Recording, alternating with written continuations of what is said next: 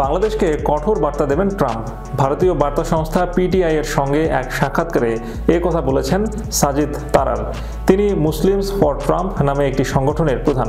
মঙ্গলবার পিটিআই এর বরাত দিয়ে এক প্রতিবেদনে তথ্য জানিয়েছেন এশিয়ান লাইট ইন্টারন্যাশনাল।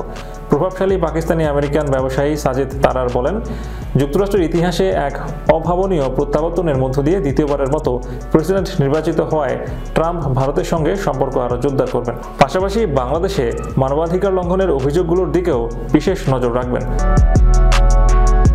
সাজিদ তারার মতে, দক্ষিণ এশিয়ার পরিস্থিতি সম্পর্কে ট্রাম্প সচেতন, এর মধ্যে বাংলাদেশও রয়েছে। তিনি বলেন, 2016 সালে মার্কিন প্রেসিডেন্ট নির্বাচনের সময় ডক্টর মোহাম্মদ ইউনুস সরাসরি হিলারি ক্লিনটনের পক্ষে অবস্থান নিয়েছিলেন। সম্প্রতি যুক্তরাষ্ট্র সফরে ইউনুস বর্তমান প্রেসিডেন্ট জো বাইডেন এবং সাবেক প্রেসিডেন্ট বিল ক্লিনটনের সঙ্গে সাক্ষাৎ করেন।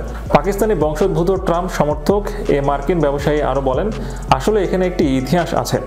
যখন ট্রাম্প হিলারি ক্লিনটনের বিরুদ্ধে নির্বাচনী লড়াই করছিলেন, তখন ডক্টর ইউনুস হিলারি ক্লিনটনের সমর্থন করেছিলেন।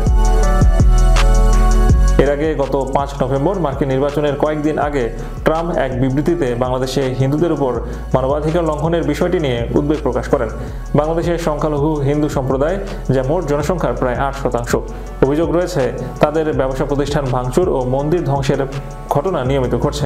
এই প্রসঙ্গে সাজিদ তারার বলেন, ট্রাম্প বাংলাদেশের দিকে নিবিড়ভাবে নজর রাখছেন এবং মানবাধিকার লঙ্ঘনের অভিযোগ পর্যবেক্ষণ করছেন। তার মতে, ডোনাল্ড ট্রাম্প বাংলাদেশকে কঠোর বার্তা দেবেন।